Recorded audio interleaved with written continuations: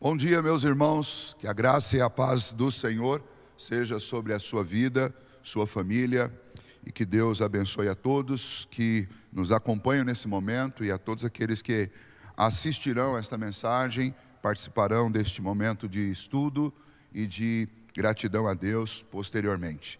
Quero convidá-los nesse momento para que abram suas Bíblias no livro de Atos, capítulo 2, livro de Atos, capítulo 2, do verso 42 até o 47. Essa leitura para iniciarmos essa nossa escola dominical, no dia 4 de julho, e nós neste dia vamos bendizer o nosso Deus por tudo que Ele nos tem feito e também buscar o conhecimento da Sua palavra para a nossa edificação e fortalecimento de vida. Participe da escola dominical, participe dos cultos que são transmitidos, não apenas como um telespectador, mas participe mesmo, tome sua Bíblia, participe das orações, orando aí de sua casa, junto com a sua família, louvando a Deus, cantando juntos, porque é assim que nós nesse momento podemos, de alguma maneira, minimizar esse distanciamento que estamos enfrentando. Atos capítulo 2, dos versos 42 a 47, gostaria que você lesse aí em sua casa também, junto com a sua família. Acompanhe a leitura da palavra do Senhor. E perseveravam na doutrina dos apóstolos e na comunhão, no partir do pão e nas orações. Em cada alma havia temor, e muitos prodígios e sinais eram feitos por intermédio dos apóstolos. Todos os que creram estavam juntos e tinham tudo em comum.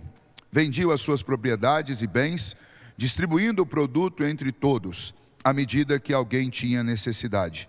Diariamente perseveravam unânimes no templo, partiam o pão de casa em casa e tomavam as suas refeições com alegria e singeleza de coração, louvando a Deus e contando com a simpatia de todo o povo.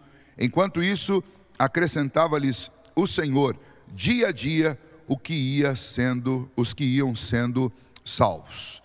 Ó bondoso Deus, nós te louvamos porque o Senhor é o dono da igreja, é o nosso Pai Celeste, que sempre nos sustentou e que sempre, ó Deus, nos acolheu nos teus braços santos e poderosos. Nesta manhã te agradecemos, ó Deus, por tudo que o Senhor nos tem feito, pelo teu cuidado gracioso, constante, pela tua bondade, a tua misericórdia. Te louvamos, ó Deus, pela igreja de Cristo. Ó Pai, muito obrigado, porque através do teu Filho fomos reconciliados com o Senhor, fomos salvos, ó Deus, e feitos um só povo. Obrigado, ó Pai, pela comunhão preciosa que desfrutamos por meio de Cristo e do teu Santo Espírito que habita em nós. E agora, diante do Senhor, ó Deus, entregamos a semana que passou e também esta semana que começará. Que o Senhor, ó Deus, nos ajude, como nos sustentou na semana passada, que nesta semana o Senhor nos sustente também. Nos dê, ó Deus, sempre um espírito voluntário para te servir, para amar, para perdoar e para, ó Deus, fazer aquilo que estiver ao nosso alcance, uns pelos outros. Dá-nos, ó Deus, também a disposição de em tudo na nossa vida vivermos para a tua glória. Darmos, ó Deus, um santo e vivo testemunho do amor do Senhor por nós e do quanto o Senhor tem nos ajudado, nos sustentado, nos tem, ó Deus, consolado, especialmente nesse momento, ó Pai, de grandes aflições sobre essa terra, o quanto o Senhor tem sido a companhia bem presente no meio dessa tribulação. Ó Deus, que o Senhor nos ajude a sermos gratos dia a dia ao Senhor e a continuarmos colocando diante do Senhor, aos teus pés, toda a nossa confiança, todo o louvor e toda a adoração e toda a nossa busca por, ó Pai, conhecimento, crescimento, edificação, porque sabemos que o Senhor é o dono de toda a sabedoria e é do Senhor que procede o fortalecimento e a edificação para a nossa vida. Portanto, nesse momento, ó Deus, entregamos este culto, esta escola dominical nas tuas mãos, cada família que está conectada e nos assiste agora e depois, que o Senhor esteja falando a cada coração e que nós sejamos, ó Deus, sensibilizados pelo teu Espírito para conhecermos a tua palavra e para obedecermos, colocando em prática em nossa vida. Recebe nosso louvor e nossa adoração e dirige-nos em nome de Jesus. Amém. Cantemos ao Senhor 2 hinos, adorando o nosso Salvador.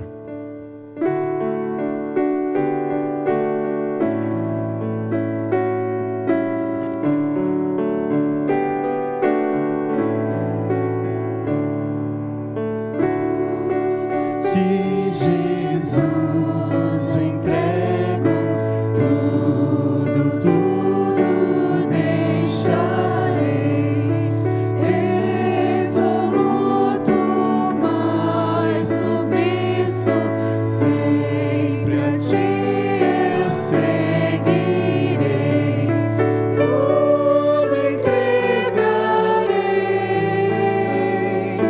tudo entregarei.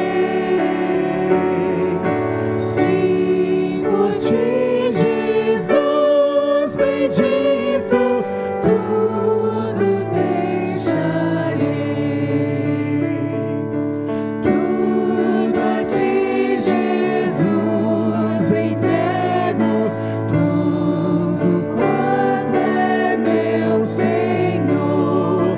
Tudo, tudo, Cristo amado, deixarei por teu amor. Tudo entregarei, tudo entregarei. Sim, por ti, Jesus bendito, tudo deixarei. Tudo a ti, Jesus, entrego. Quero ser somente teu, tão submisso aqui, vivendo como os anjos lá no céu. Tudo entregarei, tudo entregarei. Sim, por ti, Jesus bendito, tudo deixarei.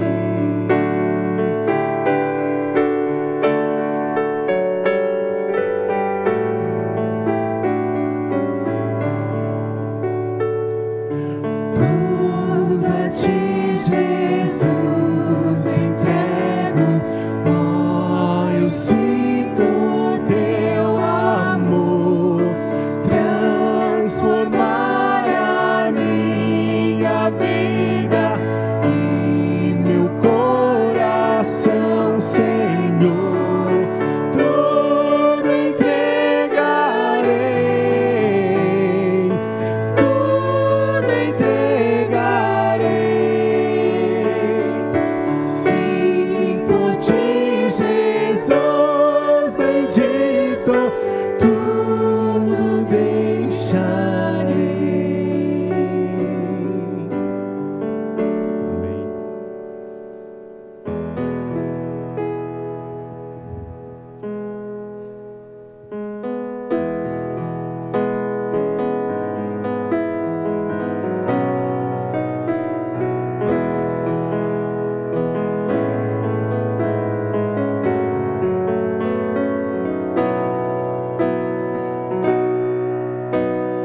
Quão famoso és, Rei do universo, tua glória enche a terra e enche os céus. Tua glória enche a terra, tua glória enche os céus, tua glória enche minha vida, Senhor. Quão famoso és, Rei do universo, tua glória enche a terra e enche o céu. Tua glória enche a terra, tua glória enche os céus, tua glória enche minha vida, Senhor. Maravilhoso é estar em tua presença. Maravilhoso é poder te adorar.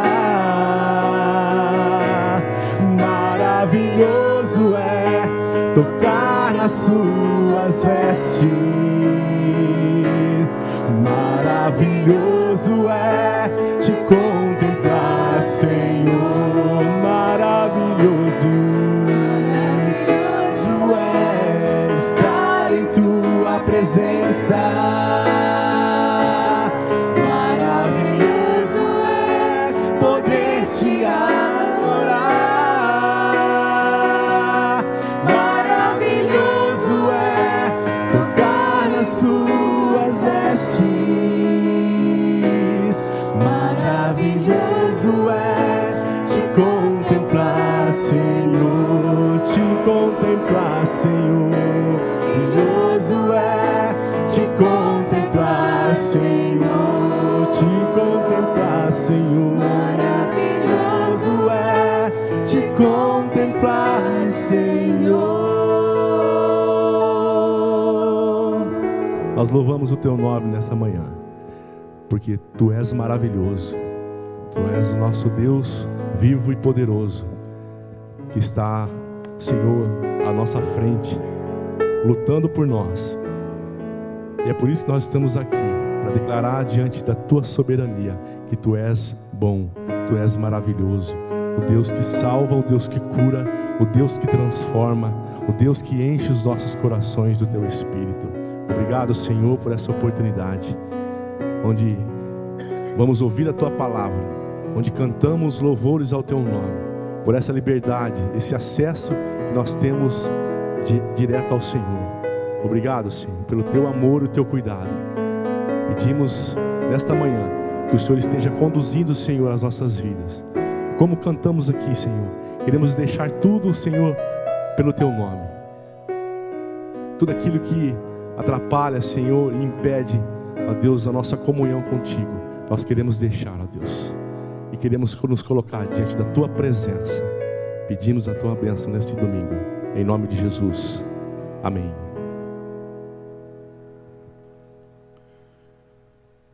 Muito bem, quero convidá-los para abrirem mais uma vez suas Bíblias, e também aqueles que têm a confissão de fé, por favor, que vocês peguem este livro em mãos.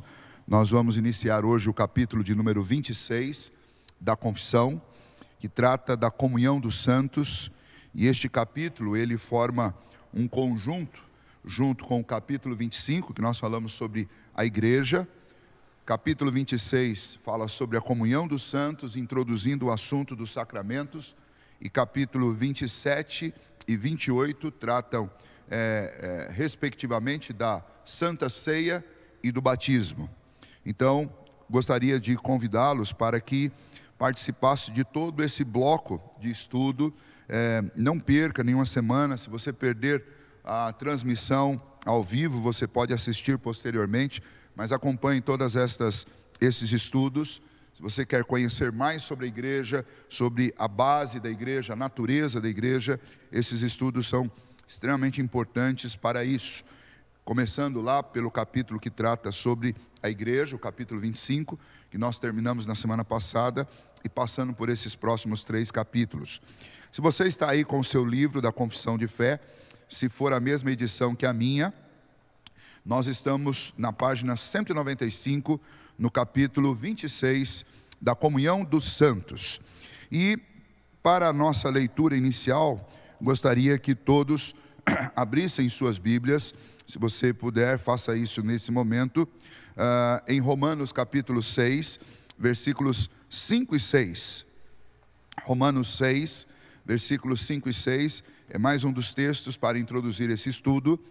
E a palavra do Senhor diz assim: porque se fomos unidos com Ele na semelhança de sua morte, certamente o seremos também na semelhança de sua ressurreição.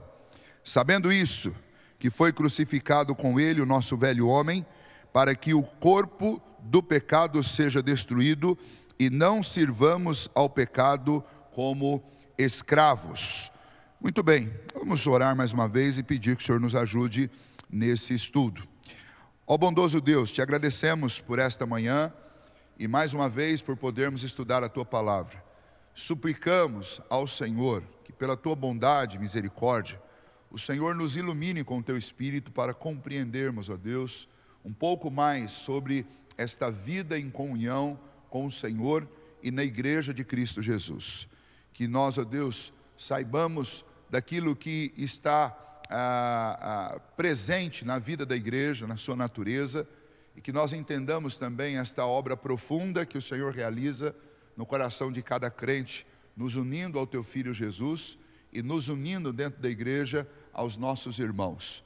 Que isso produza frutos na nossa vida, tanto na nossa convivência uns com os outros, quanto também na nossa busca constante e desfrute da intimidade com o Senhor Jesus, o nosso Salvador, o dono das nossas vidas, aquele que a todos enche e aquele que nos concede esta oportunidade de uma nova vida.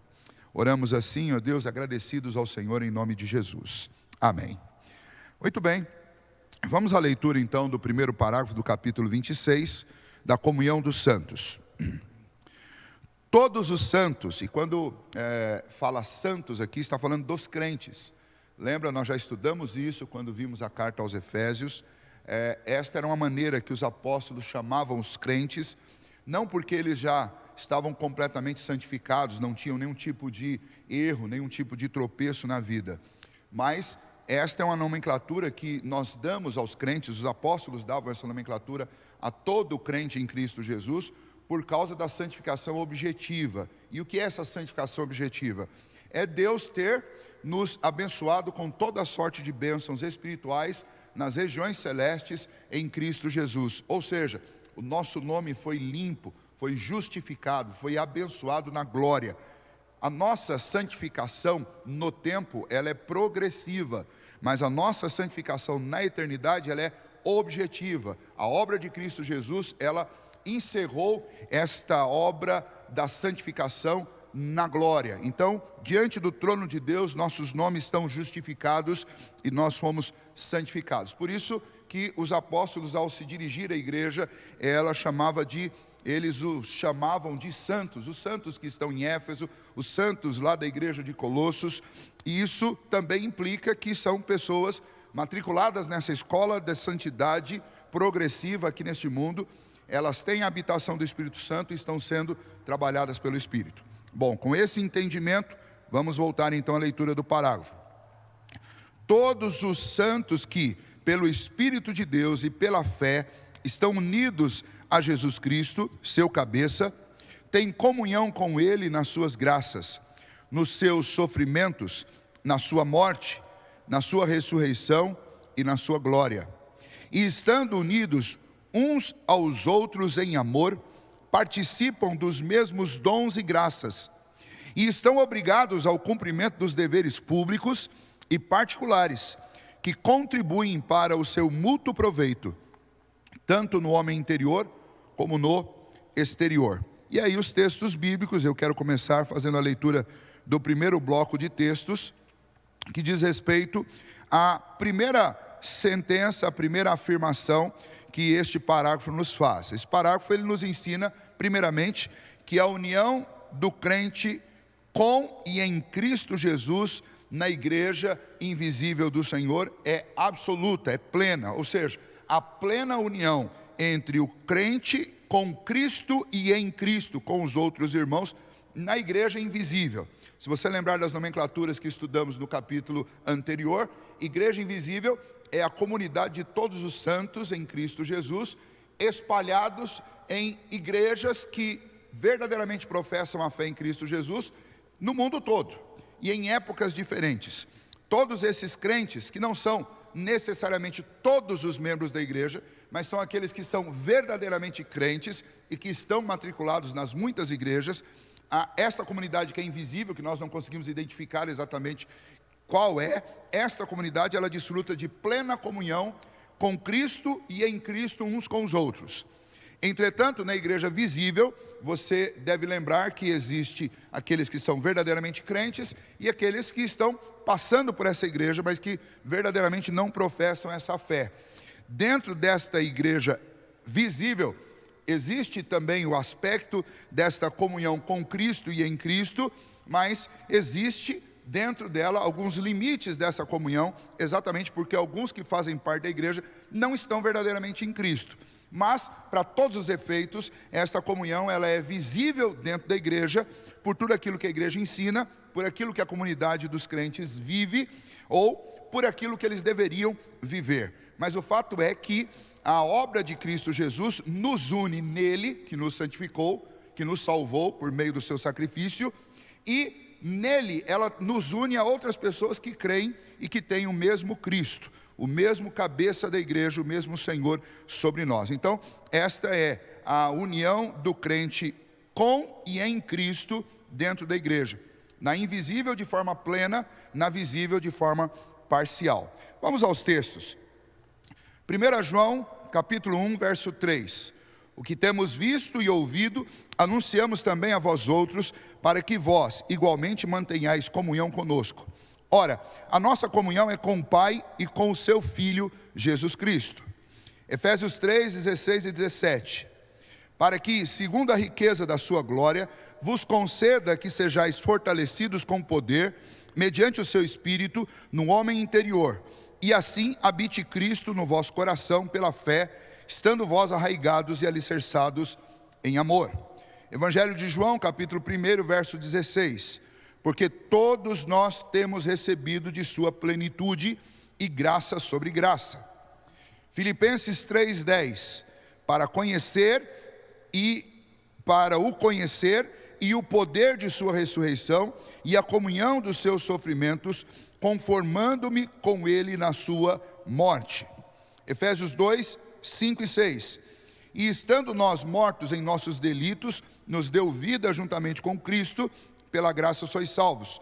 E juntamente com ele nos ressuscitou e nos fez assentar nos lugares celestiais em Cristo Jesus. Romanos 5 e 6, nós acabamos de ler há pouco. E 2 Timóteo 2,12. E perseveramos também com ele, se perseveramos também com ele reinaremos. Se o negamos, ele por sua vez nos negará. O que esses textos todos têm em comum? Todos esses textos, eles apontam para a comunhão íntima que existe entre o crente e Cristo. Somos unidos com ele, quando cremos em Cristo Jesus pela fé, estamos unidos com ele na sua morte, estamos unidos com ele no seu sofrimento, estamos unidos com ele na sua ressurreição, porque a promessa que ele nos fez é que assim como ele ressuscitou, nós também ressuscitaremos.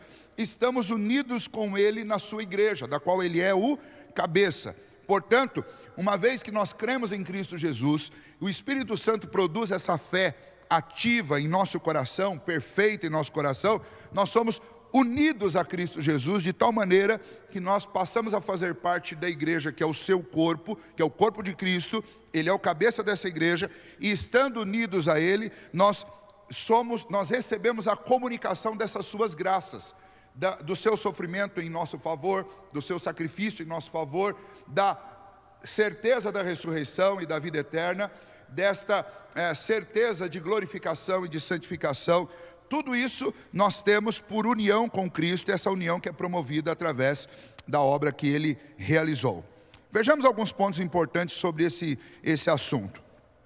A verdadeira comunhão universal dos santos, como eu já disse, comungam dela de forma plena todos aqueles que são eleitos do Senhor, que são verdadeiros crentes e que estão espalhados nas múltiplas igrejas por aí. Toda a comunidade, toda a igreja visível, ela está unida em um determinado espaço por pelo menos dois elos agregadores. Um elo que é um elo humano e um outro elo que é um elo divino. Deixa eu explicar isso. As pessoas, elas acabam se matriculando numa determinada igreja visível, primeiramente por quê? Porque elas, de alguma maneira, elas foram atraídas àquela comunidade e elas fazem uma adesão a essa igreja por preferências e interesses que são comuns com as pessoas daquele lugar. Por exemplo, você começa uma amizade com um determinado grupo de pessoas e você descobre que aquelas pessoas são de determinada igreja, e você vai lá e você descobre que as pessoas que estão lá têm interesses parecidos com os seus. Tem pessoas que vão para a igreja por causa disso. Outros vão, e aí a gente começa a descer uma escadaria aqui triste. Tem muitas pessoas que acabam procurando a igreja por motivos econômicos. Elas acabam ouvindo de forma equivocada algum pregador ou algum líder ensinando que se elas vierem para a igreja elas vão prosperar. E aí as pessoas acabam, algumas, procurando uma igreja por causa dessa motivação, que é a motivação econômica. Existem alguns outros ainda que, passando por situações críticas, acabam buscando uma igreja por causa da possibilidade de milagres, de bênçãos, que resolvam seus problemas, suas dificuldades. Outros acabam escolhendo igreja por causa de familiaridade. Olha, meu avô era dessa igreja, meu pai era dessa igreja, e eu vou continuar sendo dessa igreja. Isso aí são pelo menos 4 exemplos de aspectos humanos que acabam interferindo na nossa escolha por participar de uma comunidade. Quando nós falamos de comunhão dos santos, nós não estamos falando disso. Nós não estamos falando das afinidades que nos fazem participar de uma determinada agremiação religiosa. Não é isso. O outro aspecto, que é esse sim que nós estamos tratando na confissão de fé, que é o aspecto divino da nossa união com Cristo e com os crentes. Qual é? A igreja visível, ela existe por causa, única e exclusivamente, da igreja invisível. Ou seja, é por causa daqueles que Cristo salvou, é por causa daqueles que Cristo alcançou por meio do seu sacrifício, que a igreja visível existe. A igreja invisível existe antes da igreja visível. Esta igreja invisível, ela é a comunidade daqueles que foram salvos por Cristo Jesus, que creram nele, desde a sua obra, desde a proclamação do Evangelho. Esta igreja existe, e ela é organizada em igreja visível para abrigar os verdadeiros crentes, que têm plena comunhão com o Senhor. Mas uma vez que esta comunhão com o Senhor é real na vida daqueles crentes que comungam de uma verdadeira igreja, que professa a fé em Cristo Jesus, automaticamente a comunhão deles com Cristo, ela se desdobra na comunhão deles com seus irmãos, pois estamos todos debaixo do mesmo cabeça, estamos todos salvos pela mesma obra salvadora, estamos todos justificados pela mesma justiça, estamos todos habitados pelo mesmo Espírito. É natural que haja comunhão. E essa comunhão, ela extravasa os interesses particulares de cada um. Ou seja, a verdadeira igreja de Cristo e as igrejas visíveis que estão cheios dessa verdadeira igreja, que é a invisível, que estão cheios de eleitos, de verdadeiros crentes em Cristo Jesus, elas não dependem de afinidades entre os membros para que eles tenham comunhão. Ela não depende de que aconteçam ali prosperidade ou milagres, ou de familiaridade. Não depende de que o pai, a mãe, o avô tenha pertencido àquela igreja. A igreja unida por um aspecto divino é aquela igreja que está unida única e exclusivamente pela obra de Cristo Jesus. Esta é a força de liga, esta é a cola que une, que junge os irmãos em Cristo Jesus, é estar em Cristo, que é o cabeça. E essa comunhão, então, na continuação aqui na confissão, ela é descrita como uma comunhão bilateral. Como eu disse, você tem comunhão com Cristo e em Cristo. Por que ela é bilateral? Por causa disso, porque ela é comunhão com Cristo e é comunhão também com os irmãos, por causa do elemento que é o elemento comum a todos nós. O elemento comum a todos nós é Cristo, que é o cabeça da igreja. E por causa desse elemento comum, nós nos tornamos uma comunidade. Existe uma igreja visível. O que nos atrai todos os domingos à igreja? O que nos atrai em cada uma das atividades da igreja? É Cristo, é a sua palavra, é a adoração ao Senhor Jesus, é a adoração a Deus, é o mesmo Espírito que habita em nós.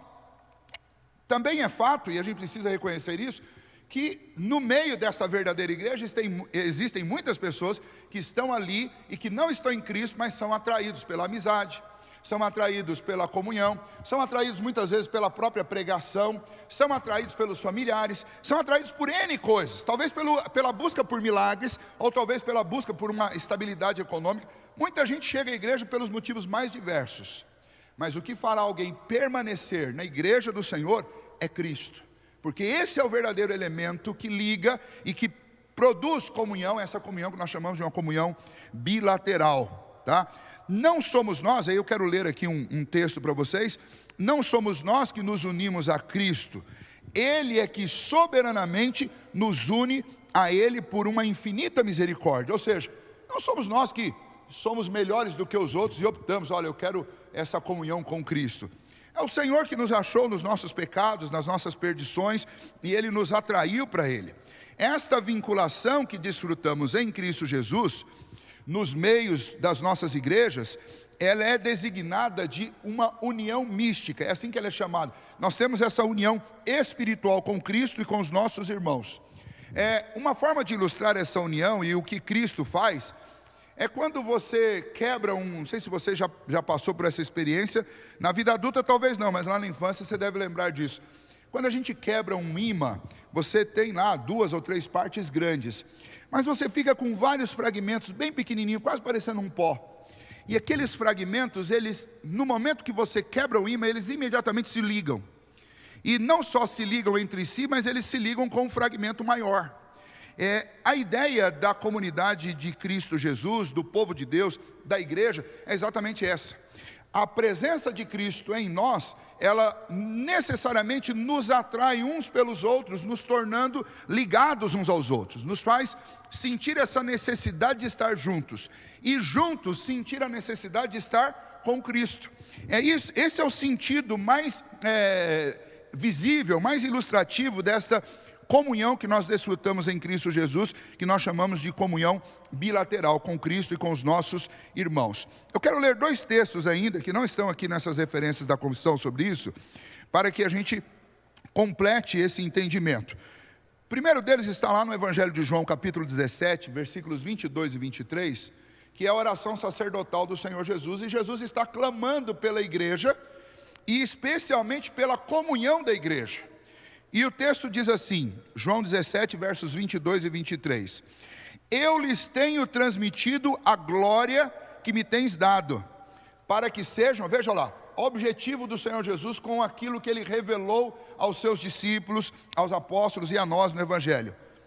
Eu lhes tenho transmitido a glória que me tens dado, para que sejam um. Ou seja, para que haja comunhão com eles. E o exemplo vem da onde? Da Trindade. Ele diz, como nós o somos. Ou seja, Cristo está dizendo, olha, tudo que eu tenho ensinado para esses discípulos, é para que eles sejam um, como eu sou um com o Pai e com o Espírito.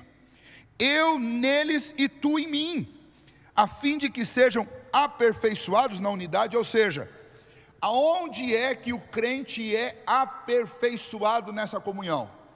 É no meio da igreja, é na unidade da igreja. Sejam aperfeiçoados na unidade, para que o mundo, e qual o propósito dessa comunhão que Deus produz entre a sua igreja? Olha o que Jesus disse, para que o mundo conheça que tu me enviaste, e os amastes como amaste a mim. Ou seja, Jesus está orando ao Pai, dizendo, Pai, que essa obra seja completa neles. Por quê? Porque é imprescindível que eles estejam unidos como eu estou unido ao Senhor, e eles estejam unidos em nós, para que o mundo saiba que o Senhor me enviou. Ou seja, Jesus está ensinando, dizendo, através dessa oração, que o testemunho que realmente impacta as pessoas do mundo a respeito de Cristo Jesus, é o testemunho produzido pela comunhão da igreja.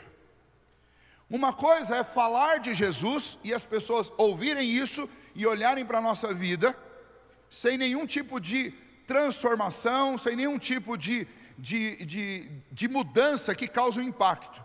Outra coisa é nem sequer falarmos nada, mas o mundo olhar para a comunidade do povo de Deus, para a igreja, e perceber algo que é impossível acontecer fora de um contexto que esteja permeado pela glória e pela comunhão produzida por Cristo Jesus. Ou seja, a igreja, ela tem como objetivo, e isso dado pela própria oração de Jesus, ter uma comunhão tão consolidada que o mundo olhe para cá e diga, não tem outra explicação para a união desse povo, senão a presença sobrenatural de Deus na vida deles. E aí o mundo queira crer. Então, de fato, Cristo é o Filho de Deus, foi enviado de Deus. Porque o elemento que agrega essa igreja é Cristo. Então, esse Cristo é verdadeiramente o Filho de Deus. Porque nenhuma outra força na terra poderia produzir a comunhão que esta comunidade desfruta. Aí você percebe a importância da unidade e da comunhão dos santos. Por que que Satanás tem como objetivo causar intriga, discórdia e conflitos dentro da igreja? Porque quando nós estamos divididos por conflitos, por opiniões, brigando, lutando entre si, quem está ganhando nesse processo? Quem está sendo beneficiado nesse processo em que a igreja ela está em deflagração, em luta contra si mesma? É o próprio Satanás, que continua mantendo pessoas aprisionadas no engano e na mentira. Porque quando estamos em conflito, a nossa pregação ela é enfraquecida. A pregação do nosso testemunho, ela é diminuída, ela não tem o impacto que ela deveria ter. Por quê? Porque vendo a nossa desunião, o mundo logo duvida do poder de Cristo de transformar suas vidas. E as pessoas vão dizer, bom, eu não preciso dessa igreja e nem desse Cristo. Se eles estão lá brigando do mesmo jeito que eu estou brigando aqui na minha família, eu vou fazer o que lá? Arrumar uma encrenca a mais para mim? Então é importante, é por isso que esse capítulo está aqui na Confissão de Fé, porque fala a respeito disso, dessa comunhão que deve ser natural do verdadeiro crente com Cristo e em Cristo com seus irmãos, essa comunhão bilateral e absolutamente necessária e imprescindível para a verdadeira igreja de Cristo. O outro texto que eu quero compartilhar com vocês está lá em 1 Coríntios capítulo 12, versos 26 e 27. 1 Coríntios 12, 26 e 27. Para que não haja divisão no corpo, pelo contrário, cooperem os membros com igual cuidado em favor uns dos outros, mútua cooperação. De maneira que, se um membro sofre, todos sofrem com ele. E se um deles é honrado, com eles todos se regozijam. Ora, vós sois corpo de Cristo, e individualmente membros deste corpo. Paulo está falando com aquela igreja de Corinto, olha, vocês não são vários povos, vocês são um só povo. E deve acontecer no meio de vocês a comunhão e a mútua cooperação, porque se vocês estiverem divididos, que testemunho nós vamos dar? A igreja precisa entender que o sofrimento de um é o sofrimento de todos. E o exemplo que Paulo sempre usa para explicar isso é um exemplo muito prático e muito claro. Quando você tem um membro do seu corpo doente e dolorido, o corpo inteiro sofre. O corpo inteiro. Alguns anos atrás, eu acho que mais de uma década sim, jogando handball com a gurizada da igreja, com os adolescentes, eu machuquei o meu joelho, rebentei ligamento e menisco, e foi aquela bagunça. Aí, eu levei 6 meses para fazer uma cirurgia nesse joelho. Nesses 6 meses eu sentia dores diárias no joelho direito. O que aconteceu? Por causa dessas dores diárias, eu lançava mais o peso no joelho esquerdo. E alguns meses depois o joelho esquerdo começou a doer. Por causa de colocar o peso mais para um lado do que para o outro, minha coluna ficou fora do lugar. E eu comecei a ter dores excruciantes durante a noite na coluna. Por causa da coluna ficar fora do lugar, o nervo ciático ficou pressionado, o que me causava uma dor de cabeça constante. A dor de cabeça constante me deixava muito irritado, o que me gerava ansiedade. Precisa continuar? Quando nós temos uma parte do nosso corpo doente, inevitavelmente a dor de um vai fazer com que os outros sofram. Portanto, o que acontece, né? Se a gente tivesse essa possibilidade, né, deveria acontecer de tarde lá uma reunião de todos os membros do corpo, né, e falar assim, olha, o senhor Wesley, o senhor não vai fazer mais nada a não ser correr atrás de uma cirurgia imediatamente, porque nós vamos todo mundo sofrer se o senhor não resolver o problema do joelho esquerdo, ou do joelho direito. Porque o joelho direito vai prejudicar todo o resto do corpo, então nós temos que tratar o joelho direito. Bom, no nosso corpo físico não é assim, a gente tinha que ter essa sabedoria, mas na comunidade do povo de Deus tem que ser assim, é por isso que existe uma liderança na igreja, para que essa liderança da igreja, em nome de Cristo, tome conta da comunhão, cuide da comunhão. Se um de nós está sofrendo, nós temos que todos parar e resolver, e lutar para juntos solucionarmos aquilo que tem causado o sofrimento de um irmão. Da mesma maneira que quando um de nós receber honra por algo que fez de forma extraordinária, todos nós vamos nos alegrar juntos. É regozijo para todos. Por quê? Porque nós somos membros de um mesmo corpo. Nós estamos juntos, unidos a isso. E esse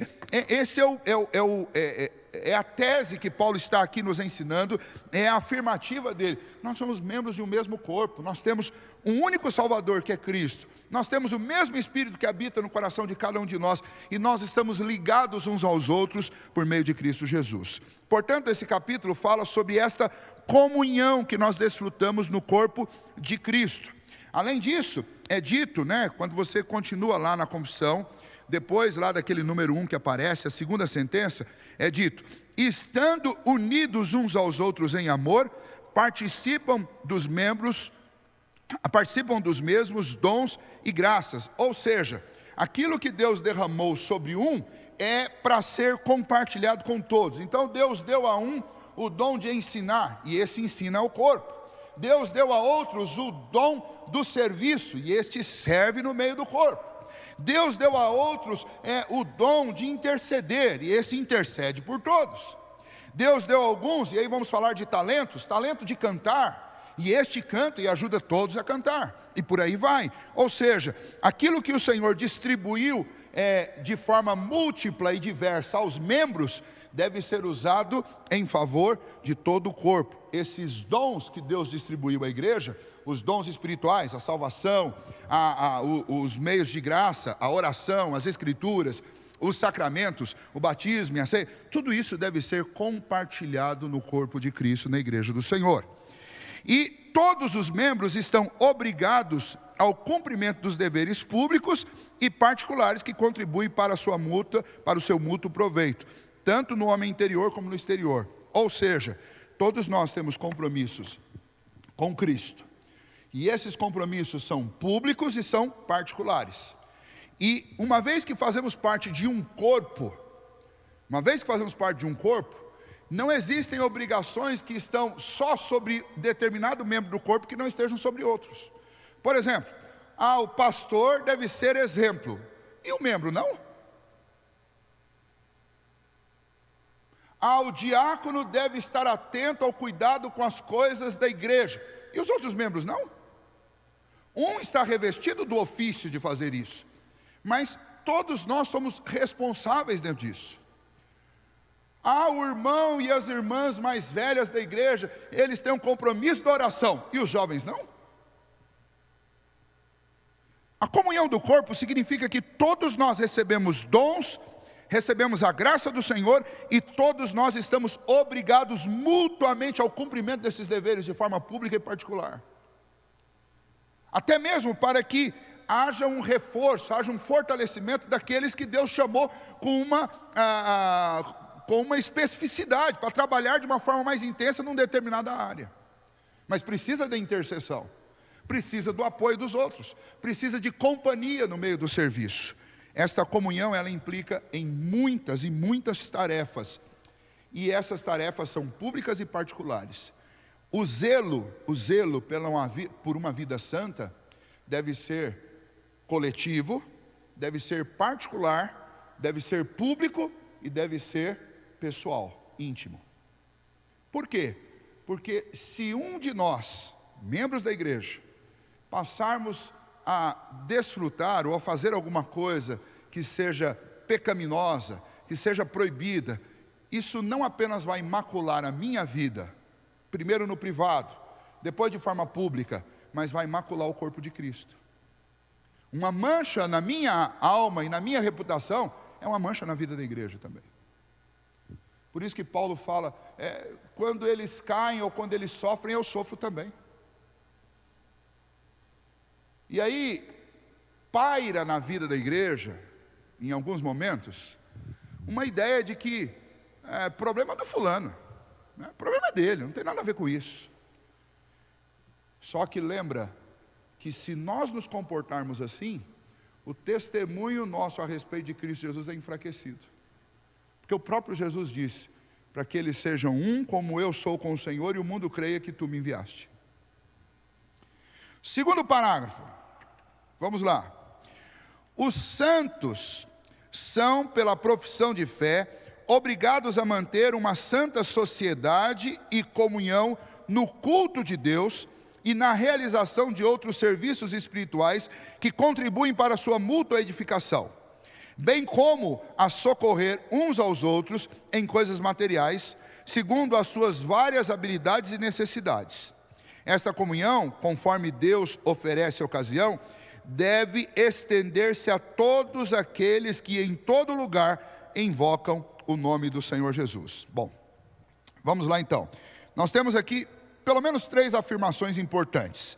A primeira delas é que a santa sociedade dos crentes, dos servos de Cristo, ela é preservada por Deus para preservar-se mutuamente e unificar-se. Ou seja, Deus promove e sustenta a comunhão dos santos para que os santos entre si sustentem-se mutuamente e promovam esta unidade uns com os outros. Essa é a primeira afirmação que nós vamos ver aqui, reforçando aquilo que já lemos no primeiro parágrafo. A segunda, a igreja, comunidade cultica por natureza, comunidade litúrgica, ela é chamada por Deus à adoração em comunhão, em conjunto. E terceira afirmação, a igreja tem que ser uma comunidade solidária, igualitária e fraternal. Mas a gente vai entender melhor o que isso significa na prática. Vamos lá, aos textos. Hebreus 10, verso 24 e 25. Consideremo-nos também uns aos outros para nos estimularmos ao amor e às boas obras. Não deixemos de congregar-nos como é costume de alguns. Antes façamos admoestações, e tanto mais quanto vede que o dia se aproxima. Atos 2, 42 e 46, nós lemos aqui no início do culto. Eles perseveravam na doutrina dos apóstolos, na comunhão, no partir do pão e nas orações. E depois o 46, diariamente perseveravam unânimes no templo, partindo o pão de casa em casa, tomavam suas refeições com alegria e singeleza de coração. Isaías 2, verso 3, irão muitas nações e dirão, vinde e subamos ao monte do Senhor, a casa do Deus de Jacó, para que nos ensine os seus caminhos, e andemos por suas veredas, porque de Sião sairá a lei, e a palavra do Senhor de Jerusalém. 1 Coríntios 11, 20, quando pois vos reunis no mesmo lugar, não é a ceia do Senhor que comeis, ou seja, vocês têm ceia e vocês têm a comunhão mútua de vocês, tem a comunhão em Cristo, o momento do sacramento, e tem a comunhão mútua. As reuniões de vocês eram chamadas de reuniões ágapes, e era onde eles repartiam o que eles tinham em comum uns com os outros. Atos 2, 44, 45 fala sobre isso, diz, todos os que creram estavam juntos e tinham tudo em comum, vendiam as suas propriedades e bens, distribuindo o produto entre todos, à medida que alguém tinha necessidade. De cara eu já quero adiantar uma coisa, o livro de Atos é um livro histórico, é um relato histórico, uma narrativa histórica, não é um livro de leis. Então o que Lucas está fazendo é relatando o que aconteceu, tão somente relatando o que aconteceu. Lucas não está criando uma lei. E eu vou mostrar para vocês que o que aconteceu, embora seja uma expressão do amor e da ansiedade deles de suprirem mutuamente as suas necessidades, a estratégia não foi a melhor. Pelo contrário, essa estratégia trouxe grandes problemas para eles, e nós vemos isso com o que acontece na continuação do livro, especialmente lá na segunda parte, quando Paulo está nas viagens missionárias, entre outras coisas, angariando fundos para ajudar os crentes da Judéia, que estavam em grande necessidade. E a gente pode imaginar por que eles estavam assim. 1 João 3,17. Ora, aquele que possuir recursos deste mundo e vir a seu irmão padecer necessidade e fechar-lhe o coração, como pode permanecer nele o amor de Deus? Ou seja, se você enxerga alguém passando necessidade, você está em Cristo, no mesmo Cristo que essa pessoa que está passando necessidade está, ou mesmo que ela não estivesse, como que alguém que está em Cristo, que foi capaz de abrir mão da sua majestade, descer a esse mundo e se sacrificar em nosso lugar, como que alguém está em Cristo e olha para a necessidade do outro e permanece frio, insensível diante disso? Alguma coisa está equivocada com essa fé. E aí Paulo tem 2 capítulos, 2 Coríntios 8 e 9, em que ele agradece aos irmãos e incentiva aos irmãos das igrejas da Macedônia para que eles contribuam e que ajudem os crentes da Judéia nas suas tribulações. E esse capítulo 8 e 9, Paulo dá instrução sobre isso. São 2 capítulos lá, você pode ler depois, não vou ler agora por causa do meu tempo. Atos 11, 29 e 30. Os discípulos, cada um conforme as suas posses, resolveram enviar socorro aos irmãos que moravam na Judéia. O que eles com efeito fizeram, enviando aos presbíteros por intermédio de Barnabé e de Saulo. Muito bem, esses textos todos nos ajudam a compreender esses 3 pontos que eu citei para vocês. Eu quero falar um pouquinho, trabalhar um pouquinho sobre eles agora.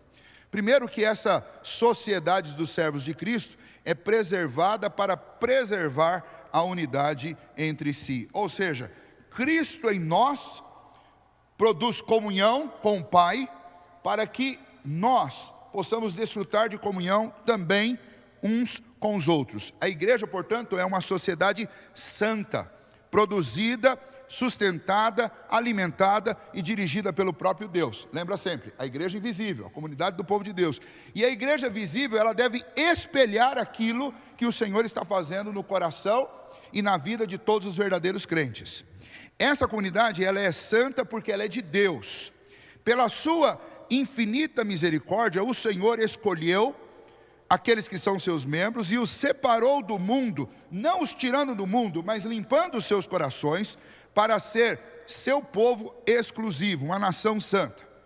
Ela não se defende nem se mantém pela espada própria ou pelo poder material, e muito menos pelas armas do Estado. Ela não se mantém nem se defende por aqueles que estão inseridos nos poderes públicos e que têm acesso aos cofres públicos. Não é assim que a igreja se mantém. O Deus que criou a igreja sustenta com o pão espiritual da sua palavra e com a proteção do Espírito Santo e a guarda miliciana dos seus anjos que estão a serviço de Cristo Jesus, o Senhor da glória.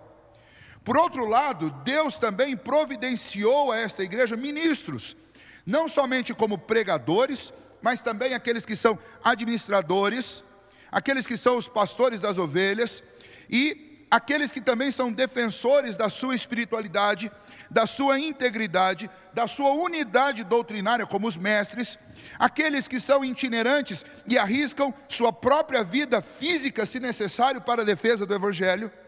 Deus concedeu também, de outra parte, uma fraternidade intrínseca, extremamente rígida, impenetrável à malignidade e à destrutível ação de Satanás, a tal ponto que nem as portas do inferno podem prevalecer contra a igreja do Senhor Jesus. O corpo de Cristo, o corpo dos eleitos, a comunidade dos santos, por ser uma criação divina, propriedade de Deus e família de Cristo, é permanente, ela não pode ser encerrada. Não há no mundo nenhuma outra sociedade mais interagida e, consequentemente, mais duradoura do que a igreja, a verdadeira igreja de Cristo, é visível através das igrejas e instituições denominacionais. A igreja do Cordeiro é preservada pelo Criador e é habitada e preservada pelo seu Espírito no poder do Senhor contra todas as investidas potenciais do mal. Ou seja, a igreja de Cristo, ela não é sustentada pelo homem, ela é sustentada pelo Senhor. Sempre foi assim e sempre será. A igreja de Cristo não é sustentada pelo Estado, e sempre foi assim e sempre será. A igreja de Cristo, em muitas ocasiões, não foi defendida pelo Estado, muito pelo contrário, foi perseguida pelo Estado, e ela sempre perseverou, porque o dono da igreja é quem a sustenta em todos os aspectos. Na igreja, conforme Efésios 4, versos 4, 5 e 6, diz arte, não pode haver judeu nem grego, nem escravo nem liberto, nem homem ou mulher, porque todos vós sois um em Cristo Jesus. Perdão, esse é Gálatas 20 e 28. E a continuação, Efésios 4, de 4 a 6. Há somente um corpo e um espírito, como também fostes chamados numa só esperança da vossa vocação, há um só Senhor, uma só fé, um só batismo, um só Deus e Pai de todos, o qual é sobre todos e age por meio de todos e está em todos. Muito bem, portanto, a igreja é uma sociedade santa, promovida por Deus, sustentada por Deus, dirigida pelo Senhor, e nós somos membros dessa igreja, e em momentos diferentes Deus vai usar cada um de nós com as características, com os dons e com os talentos que Deus nos deu para a preservação desta igreja. A gente nunca pode perder isso de vista. Senão, quando a gente passar por um problema de perseguição, Vamos imaginar o seguinte, vamos imaginar que alguma coisa aconteça no nosso país, e por causa daqueles que ascendem a governabilidade, a liderança do país, haja em algum momento um levante, um movimento contra a igreja. Não esses movimentos como existem hoje, que são movimentos culturais contra a igreja de Cristo, isso sempre aconteceu, mas em alguns momentos da história você tem aqueles que governam alguma nação contra a própria igreja de Cristo. Suponhamos que isso aconteça, a igreja vai acabar? Não, não vai, porque quem sustenta e quem guarda a igreja é o próprio Deus. Mais perseguição do que a igreja sofreu, justamente no seu nascimento, e até o 3º século, sofrimento imposto por causa de perseguição, por parte dos judeus, por parte do Império Romano, perseguição militar, perseguição violenta, perseguição mortífera, porque os crentes eram mortos por causa da sua fé.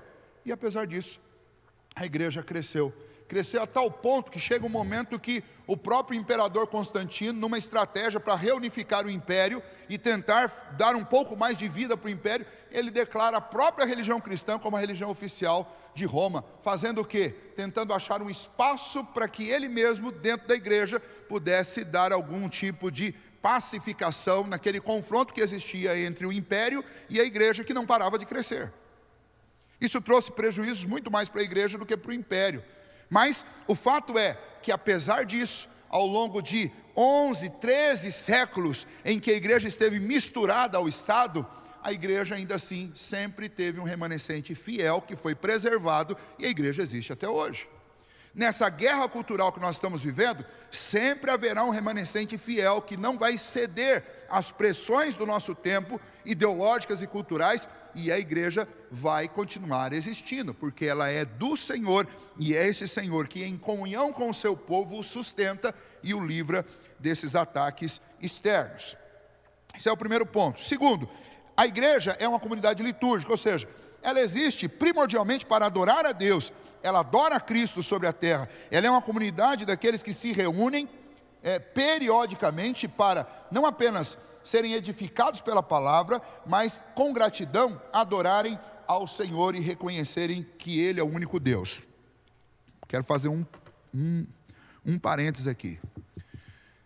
Se esta comunhão que nós temos, ela é produzida por Deus, se Deus é o Senhor da igreja, Cristo é o seu cabeça, e esta comunidade é uma comunidade que existe para o louvor da sua glória, é sempre necessário lembrar que esta igreja e todos os seus atos litúrgicos devem ter como único e exclusivo foco a adoração a Cristo e a mais ninguém. Portanto, o púlpito da igreja, ele é da palavra, ele é de Cristo, ele não é do pastor. Portanto, a música da igreja, ela é de Cristo e para Cristo, não é do músico e nem do cantor. Portanto, a autoridade da igreja, ela é de Cristo, a quem os líderes da igreja estão sujeitos, presbíteros, diáconos, líderes de sociedades, estão sujeitos a Cristo, porque Cristo é o cabeça, Cristo é tudo em todos, e é Ele que adoramos. E seja qual for a igreja e qual denominação for, se em algum momento Cristo deixa de ser o centro da igreja, essa igreja deixou de ser de Cristo. E portanto não é um lugar aconselhável para que você esteja. Só isso. Terceira parte desse segundo parágrafo. A igreja é uma comunidade caritativa, ou seja, é uma comunidade de caridade. Por quê? O elemento da comunhão que nós temos com Deus e uns com os outros nos incomoda a sermos caridosos e fraternais no trato uns com os outros. Por quê? Porque os nossos irmãos, eles desfrutam da mesma fé que nós temos, eles foram salvos pelo mesmo sangue que nos salvou, e o nosso futuro é em comum, nós vamos todos para a eternidade juntos. Eu não posso, de repente, ter na minha casa um banquete, sabendo que este irmão que tem tudo em comum comigo, está na casa dele passando fome. Então, se existe uma característica que é muito própria da igreja de Cristo Jesus, é esta preocupação com a caridade e com o atendimento das necessidades daqueles que estão passando por dificuldade, pela nutrição orgânica de cada um deles, pelo atendimento e o socorro no meio das suas aflições. Entretanto, é importante entender que eu devo, de forma sábia e segundo a orientação de Cristo e da liderança da igreja, usar os métodos mais acertados para fazer e prestar esse auxílio, sem que eu corrompa de alguma maneira os meios que Deus concedeu e proveu para que haja sustento da igreja. E aí quero ler para vocês primeiro um parágrafo de um comentário sobre a confissão, e depois eu vou explicar aquele problema lá de Atos 2. Primeiramente, na igreja de Cristo, o pão de cada dia não pode faltar na mesa de qualquer um dos irmãos. Não se admite que um membro da comunidade de Cristo, solidária, passe fome, enquanto outros consomem alimentos caríssimos e desnecessários à nutrição orgânica, somente para satisfazer seus paladares requintados e para aqueles elementos de agregação social com seus mais íntimos. Um verdadeiro servo de Deus não se sentirá bem a uma mesa farta sabendo que tem um irmão faminto. Não pode haver unidade santa onde não haja caridade. Vou repetir, não pode haver uma unidade santa, promovida por Cristo, num lugar onde há necessidade e não há caridade. Onde o amor não se expresse em atos de socorro aos necessitados da família da fé. Fraternidade cristã sem caridade não existe. Falar em amor fraternal, quando eu não ajudo os meus irmãos nas necessidades que eles têm, isso daí é conversa fiada. Muito bem, se a caridade é algo absolutamente necessário à comunidade do povo de Deus, significa o quê? Que a igreja, ela deve, através do seu corpo de liderança, buscar atender da maneira mais eficiente as necessidades daqueles que fazem parte da igreja. E atender da forma mais eficiente passa por vários estágios. O primeiro deles, com a fome não tem estratégia, não tem melhor forma. Fome exige comida. Então, esse ponto não é nem para a gente discutir. Não pode faltar comida na mesa dos nossos irmãos. Então, se a gente descobre que alguém está passando necessidade, tem que atender imediatamente, ponto. Agora, se essa necessidade ela é sistemática, e se ela se estende a outras áreas, como ao pagamento de contas, ao sustento, à moradia, a igreja, não basta que a igreja simplesmente vá lá e fique sustentando, dando apenas o dinheiro. Por quê? Porque existe um elemento de dignidade humana que o povo de Deus também zela. Nós queremos que os nossos irmãos em Cristo, cada um tenha a sua dignidade. Nós temos que resguardar a dignidade das pessoas. Não que receber ajuda seja algo indigno, de forma alguma, mas permanecer numa situação em que você é constantemente dependente de um auxílio, pode de alguma maneira interferir na sua dignidade pessoal. Por quê? Porque algum problema está acontecendo para que você não consiga lidar com aquela sua situação, com aquela sua necessidade. Então é papel da igreja investigar, através dos seus líderes, dos diáconos, por exemplo, e descobrir a melhor estratégia para ajudar. Vamos ver. Lá em Atos houve um problema. Houve uma solução e um problema posterior. Por quê? A igreja recém-nascida teve que lidar com algo que é inédito na história da igreja. Cerca de 3.000 pessoas foram batizadas, e isso não é problema, isso é uma bênção, diante da pregação de Pedro lá em Pentecostes. Mas o que isso acarretou? Aqueles crentes que foram convertidos e batizados naquele dia, boa parte deles eram estrangeiros, tinham vindo de outros lugares para as festividades de Pentecostes. A partir do momento que eles creram e foram batizados, eles não quiseram voltar para suas casas. Eles resolveram ficar ali. Porque era ali que os apóstolos estavam, era ali que os apóstolos estavam ensinando, era ali que o culto estava acontecendo, era ali o olho do furacão, eles queriam ficar ali. E aí, de uma forma abrupta, os apóstolos tiveram que lidar com essa situação. Nós vamos fazer o que com esse pessoal? É gente destelhada, é gente com fome, é gente morando na rua por causa da fé. São os nossos irmãos, nós vamos fazer o quê? Naquele momento, a estratégia que aconteceu, e eu acredito que foi algo muito mais voluntário do que imposto, aliás, foi totalmente voluntário, não foi uma imposição dos apóstolos, porque você não encontra um texto dizendo que os apóstolos mandaram as pessoas fazerem aquilo, mas pelo contrário, o texto diz que cada um voluntariamente vendia os seus bens, trazia tudo e dava para os apóstolos dividir entre todos. E aí, há algum tempo atrás, eu acidentalmente ouvi uma aula de história e um professor dizendo que foi ali que nasceu o marxismo, foi ali que nasceu o socialismo. E o que é uma mentira, e eu tive que entrar na aula, né? Fui indelicado, mas entrei na aula e disse que ele estava, eu falei de uma forma educada, né? Eu disse que ele estava faltando com honestidade, que aquilo ali era desonestidade intelectual, porque não é isso que a Bíblia ensina. Primeiro, como eu disse para vocês, o livro de Atos é um livro histórico, ele está contando a história, ele não está estabelecendo princípios. Não é um livro de leis, não é um livro de promessa, é um livro histórico. E para qualquer pessoa que estude a Bíblia, uma das primeiras coisas que você tem que aprender quando você vai estudar a Bíblia, são os estilos literários que estão na Bíblia. A Bíblia você tem livros de leis, mas você tem livros de história. E livros de história, eles não estabelecem leis, livros de história contam o que aconteceu, e ponto. Mas o que aconteceu necessariamente não é uma lei, não é uma normativa para as nossas vidas. E o texto de Atos 2 não estabelece um princípio normativo que todo crente tem que vender o que tem, trazer para o pastor e dividir entre todos. Não existe, esse princípio não está na Bíblia em lugar nenhum.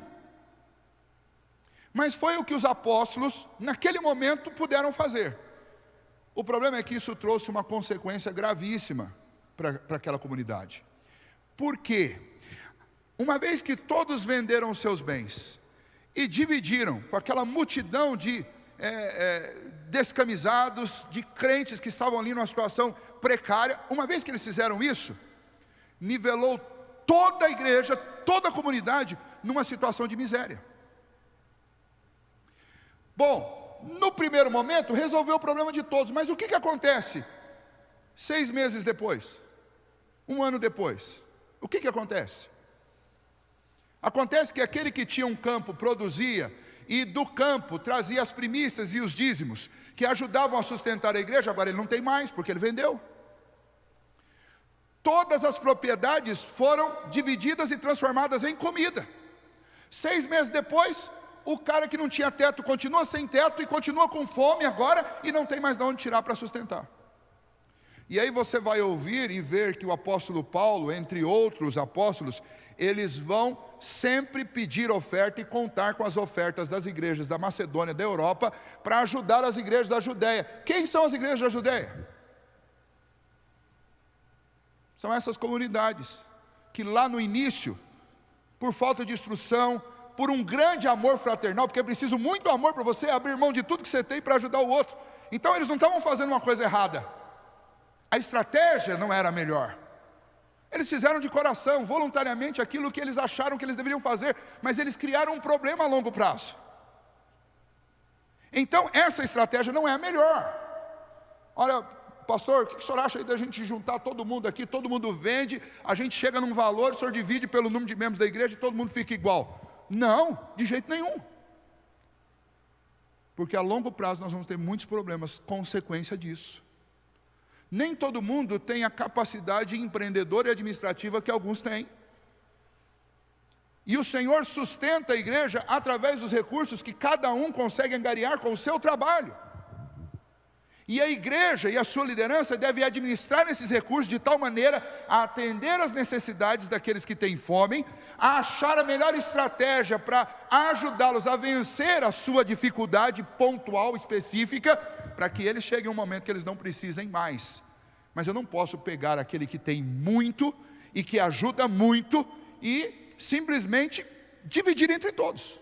Por quê? Porque aí eu estou partindo de um princípio que é um princípio que não funciona. A história está aí para provar. E todos os lugares do mundo onde essa ideia foi implementada como lei, como norma, estão hoje em miséria. Um exemplo disso? Basta a gente olhar aqui mesmo, nossos vizinhos aqui. Nós temos Venezuela, nós temos Cuba. Olhe para esses vizinhos. Então veja bem, a igreja e os apóstolos, e Atos 2, não são de maneira nenhuma uma justificativa para marxismo, para socialismo, ou para qualquer tipo de nivelamento econômico, tirando do que tem mais para dar para o que tem menos. Não é. Foi uma estratégia usada num momento, com boa fé, com boa intenção, mas que se mostrou a longo prazo uma estratégia ruim, que trouxe miséria para toda a igreja da Judéia. Além das perseguições, é óbvio que essa igreja sofria, além do desterramento que os romanos praticavam, e os judeus também, de tirar daqueles que se declaravam cristãos todos os seus bens. Não tinha tudo isso lá também, né? Mas é importante que eu entenda, houve fraternidade naquela igreja, como nunca antes e nunca depois na história houve, sem dúvida nenhuma. Mas a estratégia de atendimento aos necessitados foi a melhor? Não. Os apóstolos estabeleceram um princípio normativo, uma lei para que todos fizessem? Não. Ah, pastor, mas tem o texto lá de Ananias e Safira, que venderam um campo e guardaram uma parte para eles, trouxeram diante dos apóstolos e eles foram fulminados porque eles estavam guardando um pouco para eles. Não, então vamos lá, você não entendeu correto o texto. Eles não foram fulminados na presença de Deus porque eles guardaram um pouco. Ananias e Safira venderam um campo e eles tramaram se passar por gente muito fraternal, muito honesta, muito amorosa, quando na realidade eles estavam mentindo contra os apóstolos, contra a igreja, contra o Espírito.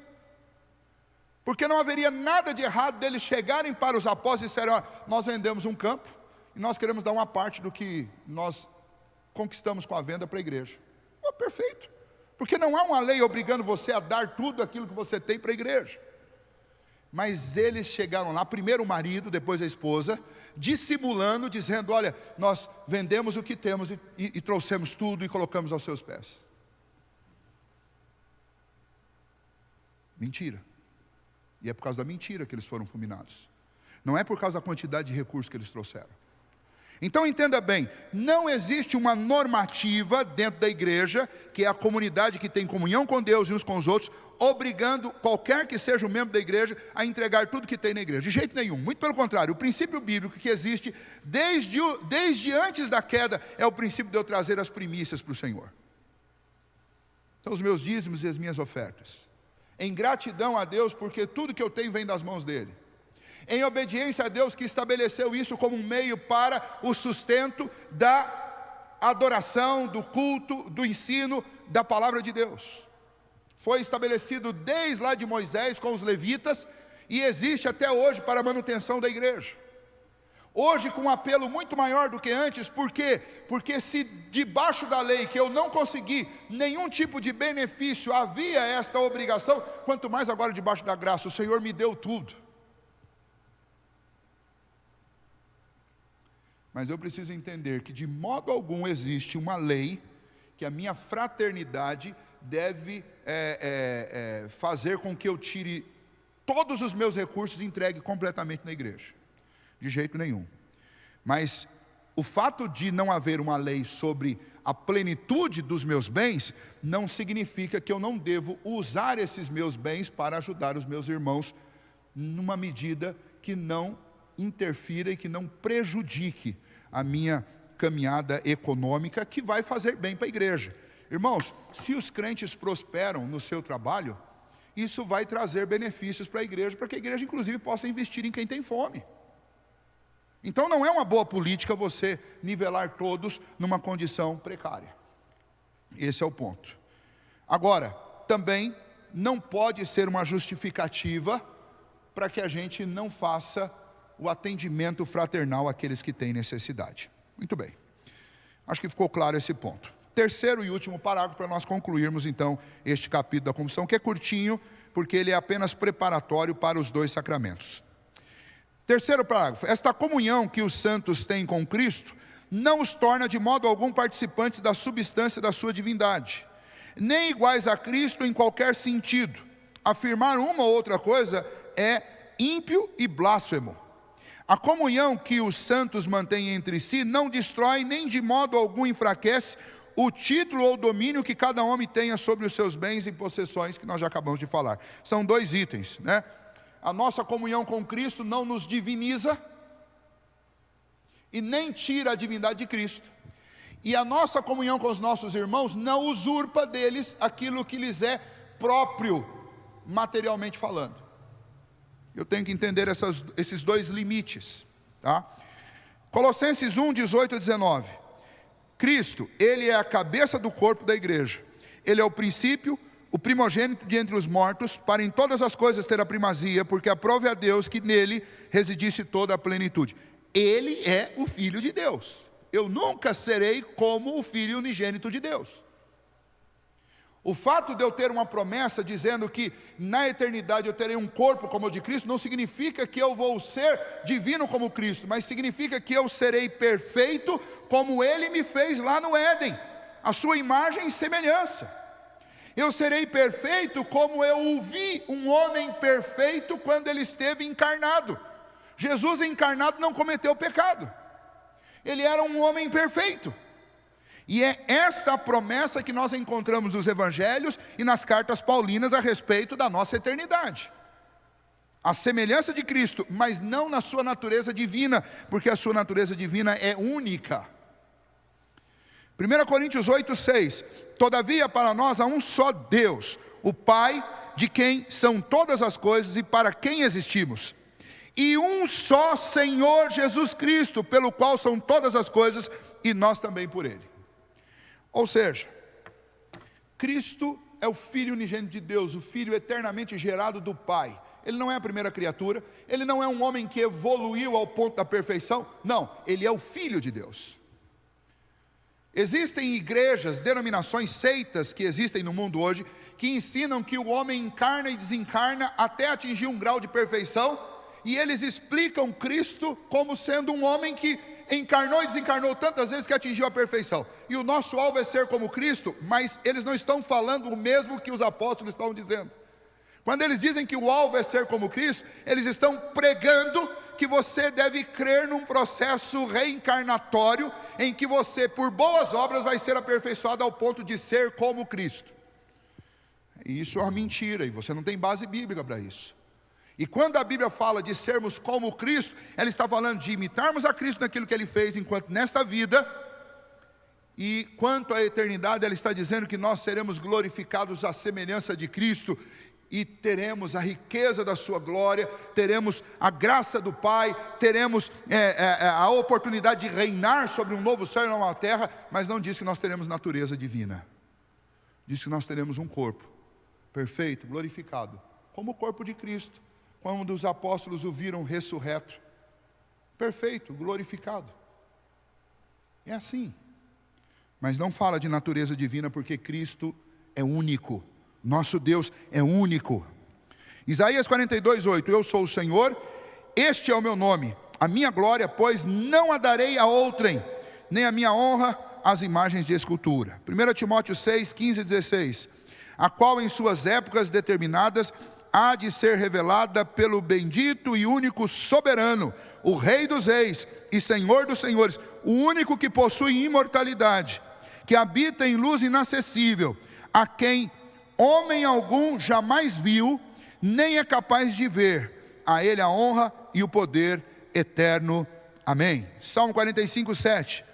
Amas a justiça e odeia a iniquidade. Por isso Deus, o teu Deus, te ungiu com óleo de alegria, como a nenhum dos teus companheiros.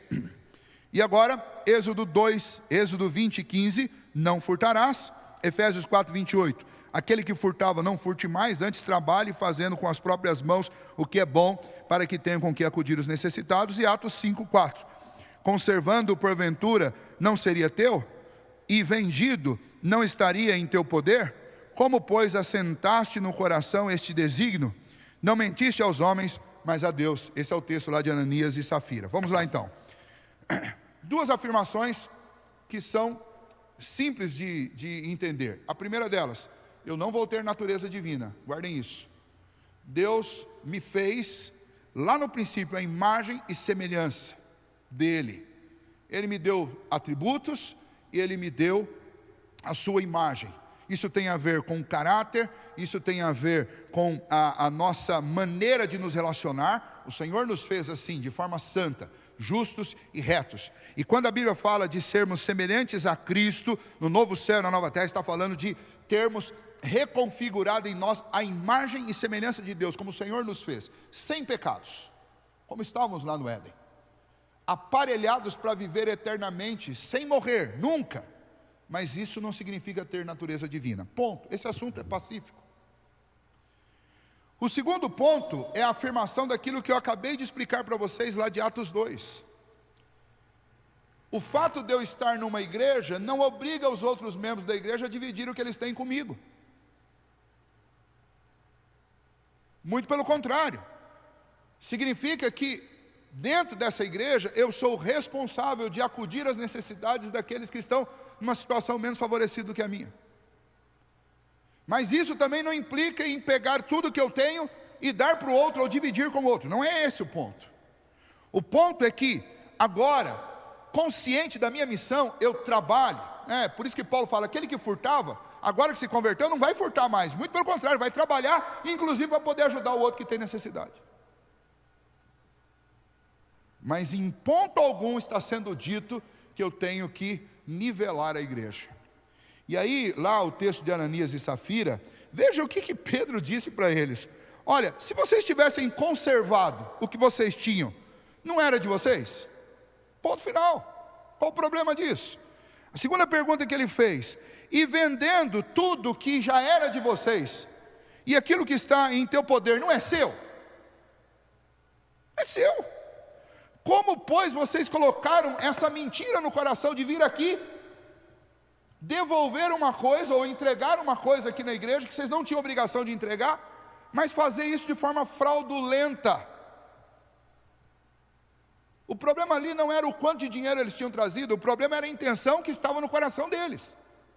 E a intenção era mostrar para as outras pessoas a espiritualidade e a fraternidade deles, quando na realidade eles estavam retendo alguma coisa. Aí cometeram pecado. E isso aqui serve de alerta para nós, a respeito das motivações que nos levam a dar o dízimo, a dar as ofertas e a fazer qualquer tipo de contribuição. Porque se a minha motivação for atrair os olhares dos homens, isso não é para Deus. Isso é humano e é pecaminoso. E toda igreja que usa esse tipo de artifício e argumento para extorquir os seus membros, ela não está de maneira alguma investindo na comunhão. Comunhão, irmãos, não é uma coisa de vista, nem de aparência e nem monetária. Comunhão é sentir a dor do outro. É entender que nós somos todos parte do mesmo corpo. Se um sofre, nós vamos sofrer todo mundo junto. Mas esse sofrer todo mundo junto não significa que se tem uma parte cortada ali, eu vou pegar a faca e vou cortar do outro lado. Significa sentir a dor. Eu vou transformar isso de algo prático. Imagine que dentro de uma igreja você tem uma família em que o líder da casa, ou o pai e a mãe, não são bons administradores. E eles estão constantemente passando necessidades e a igreja percebe isso e assiste-os nas suas necessidades básicas. Mas a igreja não pode parar aí. O que nós vamos fazer então? Nós vamos pagar todas as dívidas, vamos comprar uma casa e vamos dar um salário mensal? É isso? Não, claro que não. Mas dentro da igreja certamente eu tenho um excelente administrador, ou uma excelente administradora. Qual que seria uma estratégia boa nessa igreja? Eu pegar esse excelente administrador, essa excelente administradora e juntar com este casal que não sabe administrar, colocar ambos sentados na mesma mesa e por conta do amor a Cristo e da comunhão que nos une, fazer esse casal conversar. A senhora, como vocês podem ajudar este casal que tem tido dificuldade para que administrem melhor a sua vida? Isso é comunhão dos santos. Porque às vezes dar uma cesta básica não é demonstração de amor fraternal. É quase que colocar a pessoa numa situação de escravidão, que ela fica dependente de você todas as vezes. Às vezes é um sequestro. Às vezes dar comida para uma pessoa é quase que um sequestro. Porque a comida é o reflexo da situação dela. O problema dela é a administração, é saber cuidar. É talvez um cuidado com o consumismo. Talvez colocar um outro casal que tem boa condição, mas vive uma vida simples, para conversar com esse casal e mostrar para eles que eles não precisam de todas as coisas que eles acham que eles precisam. Então isso é cuidado mútuo. E a gente precisa aprender a fazer isso. Essa coisa de vender tudo e dividir tudo é simplório. E não resolve o problema, cria um problema maior. Eu li uma frase essa semana, falando sobre isso, que o socialismo ele dura, essa frase é da primeira-ministra Margaret Thatcher. Ela dizia o seguinte, que o socialismo ele dura até acabar o dinheiro dos outros. Embora não era socialismo lá em Atos 2, mas foi exatamente o que aconteceu lá. Aquele auxílio durou até acabar o dinheiro. Acabou o dinheiro, você tinha uma igreja na Judéia pobre, miserável, que precisava do auxílio das igrejas da Macedônia. O que deu oportunidade, óbvio, para que eles pudessem participar. Mas não significa que a solução ali de Atos 2 tenha sido a melhor solução. Não foi. Foi a solução que eles tiveram condição de tomar naquele momento. Mas a longo prazo ela se provou um grande problema. E a gente precisa entender isso. A igreja, irmãos, é para a gente crescer junto. E crescer junto em todos os aspectos, em todas as áreas. Isso envolve trabalho, disposição, isso envolve compreensão, isso envolve a insistência, a perseverança de todos.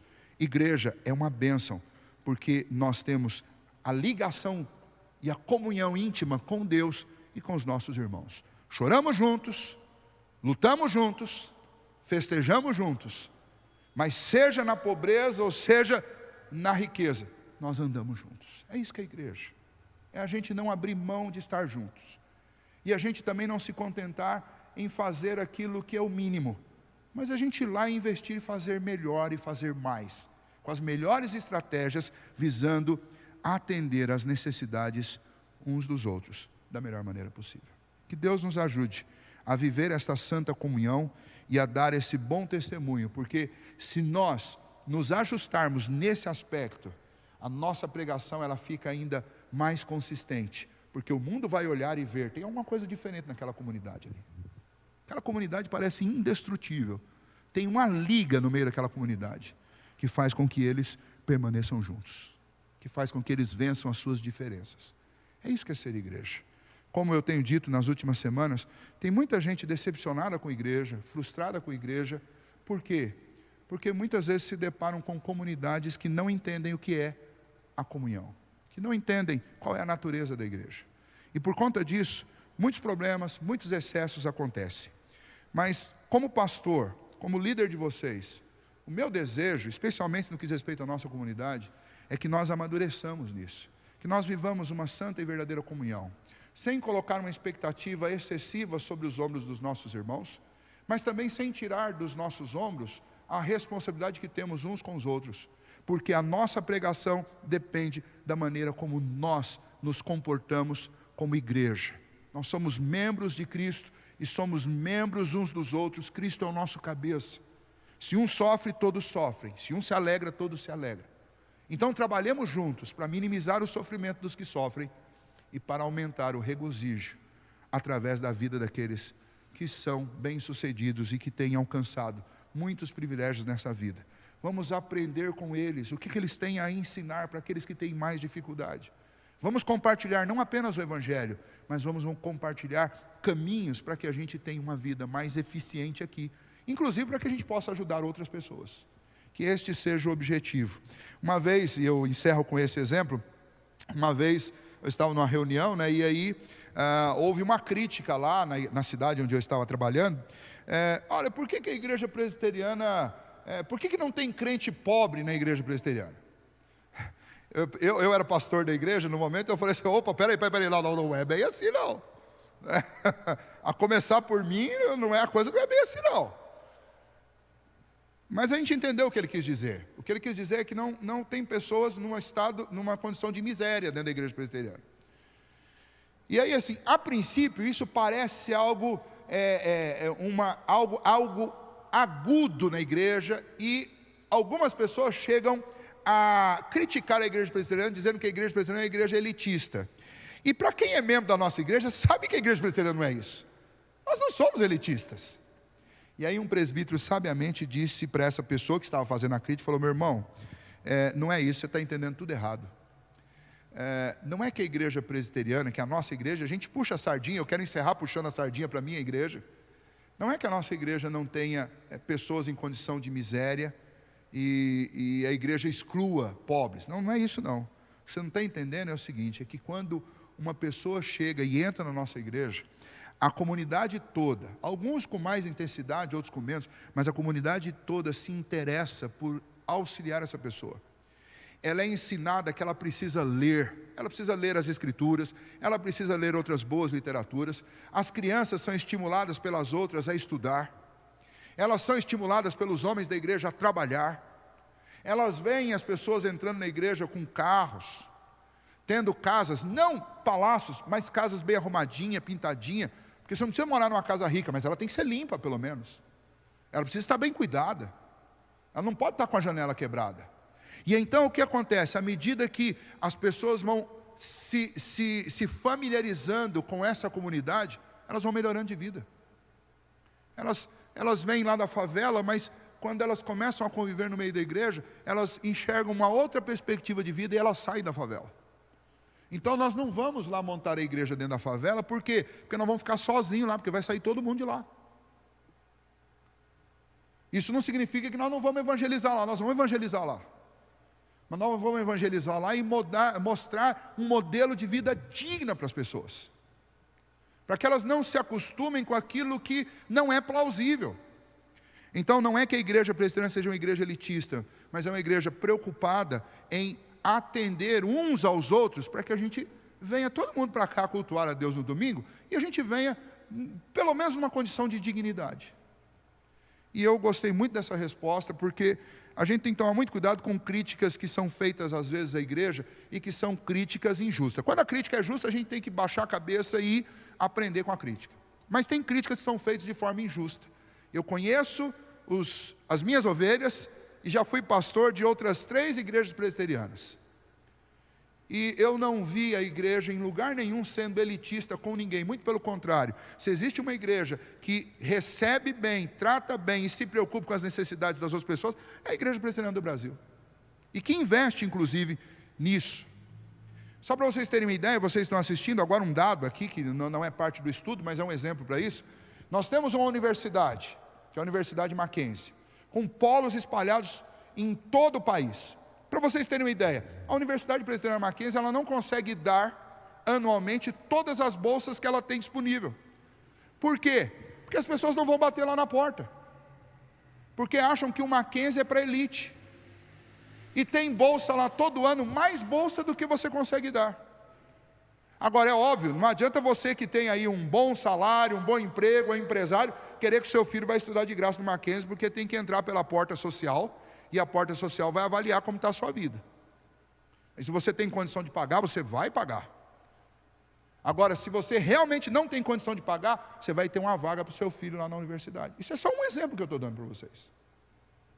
Porque a igreja presbiteriana tem uma estrutura sólida, consolidada, firme, preocupada em atender, especialmente os familiares da fé, para que não haja essa desigualdade, essa disparidade na igreja de Cristo. Então, antes de você criticar a igreja em assuntos como esse, conheça melhor a igreja, saiba melhor o que a igreja faz, localmente e em termos denominacionais. A igreja não é elitista, mas quem entra na igreja presbiteriana, e aí eu vou fazer aquela propaganda bem enfática agora antes de orar. Quem entra na igreja presbiteriana, se você não é um presbiteriano, eu convido você a conhecer nossa igreja e conhecer principalmente o cabeça da igreja, que é Cristo, porque quem entra nessa igreja não fica do mesmo jeito na vida. Melhora de vida, não tenho dúvida. Melhora de vida, viu? Então, pense nisso, entenda isso e conheça a igreja, conheça todas as pontes sociais que a igreja faz, para atender uns aos outros. Nós somos membros da fé, somos membros do mesmo corpo, estamos em Cristo Jesus, e como membros uns dos outros, nós temos o dever de investir na vida uns dos outros. Que Deus nos ajude a viver esta santa e bendita comunhão, e que por meio desta comunhão o mundo saiba que o Senhor nos amou, e que o Senhor Jesus veio ao mundo enviado pelo Pai, para que nós tenhamos a vida e a vida em abundância. Oremos.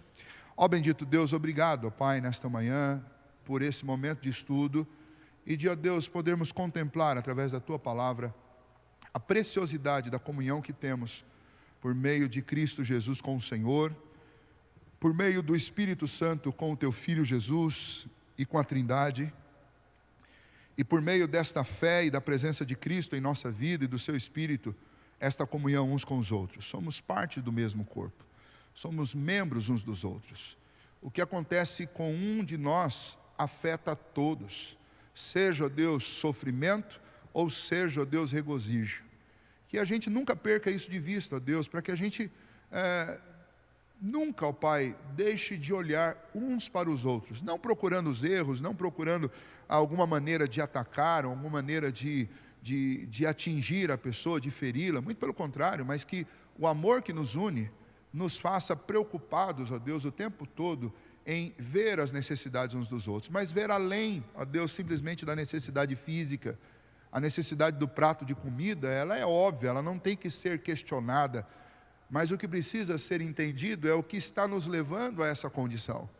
Que o Senhor nos ajude como igreja a ter esse interesse pelas pessoas, e que, ó Deus, o Senhor também dê a cada coração a humildade de se deixar ajudar.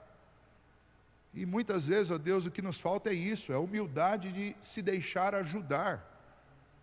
Porque tantos reflexos, como a fome numa casa, tantos reflexos assim, ó Deus, tem a ver com problemas mais profundos, e que precisam de mais empenho e dedicação para serem resolvidos, e não são simplesmente porque nos falta a humildade de reconhecer que há um problema a ser atacado, a ser combatido, a ser dirimido. Portanto, ó Deus, como igreja, dá-nos, ó Pai, a sabedoria para escolher as melhores estratégias, sem deixar de pôr o pão de cada dia na casa de cada um, que nós sabemos que é uma bênção que primeiramente vem das mãos do Senhor, mas que a gente, ó Deus, também se empenhe em fazer algo mais uns pelos outros.